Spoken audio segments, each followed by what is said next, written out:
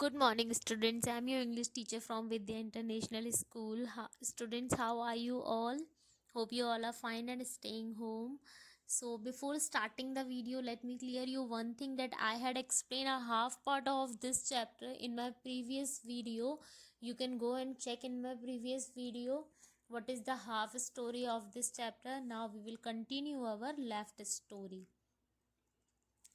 Many more troubles come his way. A large bird pecked him on his nose, and a quail attacked him. A hawk dived at him, and he just managed to escape its sharp beak. He traveled in a clumsy manner, running into the sticks and twigs. Then he fell into a stream. He had never seen water before, so he stepped boldly out onto the surface of a small river on to go down gasping on choking. जो grey cup था उसने बहुत सारे troubles देखे। जो एक large bird थी जो उसे परेशान कर रही थी, उस पर बार बार अटैक कर रही थी, और उसकी नुकीली चोंच मतलब शार्प बीक से बचने के लिए उसने अपने आप को मतलब उसने अपने आप को कहीं छुपाने की कोशिश की। तभी वो एकदम से फॉल हुआ। कहाँ पे? स्टीम्स में, एक तालाब में जाके, या आप कह सकते हैं एक झरने में जाके वो एकदम से स्लिप हो गया। उससे पहले उसने कभी भी पानी को नहीं देखा था, मतलब इतने गहरे पानी को नहीं देखा था। वो अपने आप को बचाने की कोशिश कर रहा था, और तभी धीरे धीरे करते हुए मतलब वो बहुत ज़्यादा पैनिक हो गया था, बहुत ज़्यादा घबरा गया था इस चीज़ को लेके, क्योंकि उसने कभी भी इतना सारा पानी नहीं देखा था। वो अपने पंजों से अपने आप को बचाने की कोशिश कर रहा था। The current carried him away, but he splashed furiously with his paws and finally found himself swimming. Every now and then he crashed into rock and yelped, but he finally found himself on the bank. By this time he had remembered that he had a loving mother. He now wanted her more than anything else in the world. But one more adventure waited for him. As he started out looking for his cave and his mother, he saw a very small live thing, a young vessel like himself. It had started out adventuring.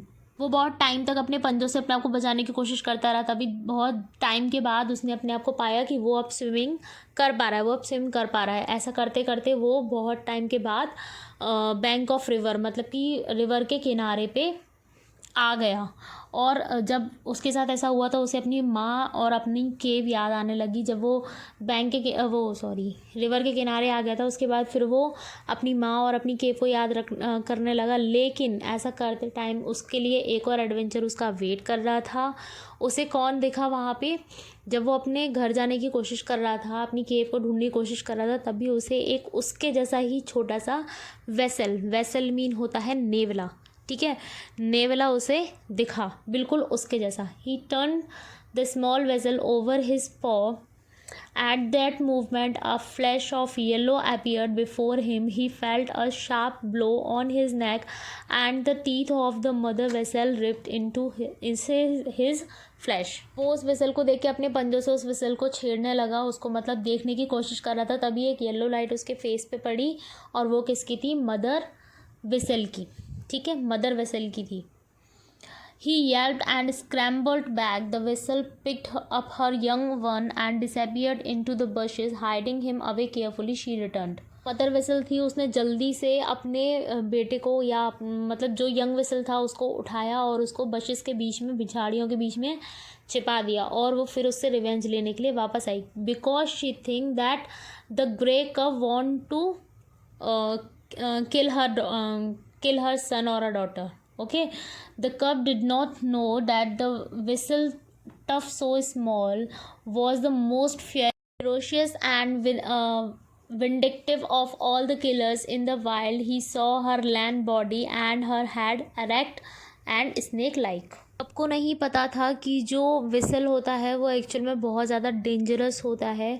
उसे देखने में वो बहुत छोटा सा लग रहा था, लेकिन एक्चुअल में वो बहुत ज़्यादा डेंजरस था, और वो जो था वो स्नेक्स को ज़्यादा लाइक करता था, ठीक है। लेकिन जो विसल था उसको जो था वो कब बिल्कुल स्नेक के जैसा लग रहा था, क्योंकि उसका जो हेड था वो बिल्कुल स्नेक जैसा लग रहा था, पतला दुबला, ठीक है।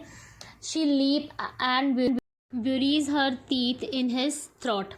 तभी वो क्या करती है कप के साथ? वो छलांग लगाती है और कप को अपने दांतों के बीच में फंसा लेती है। Okay, the moral of the story is that कि हमें अपने पेरेंट्स के ख़िलाफ़ नहीं जाना चाहिए, हमें अपने पेरेंट्स की बात माननी चाहिए। सिर्फ अपने मतलब कुछ चीज़ें देखने के लिए या कुछ अच्छी चीज़ें इमेजिन करने के लिए कभी पेरेंट्स से झूठ बोल के नहीं जाना चाहिए। Hope you all understand this story well. If anyone have any problem, you can ask me in my WhatsApp group. So stay home, stay safe.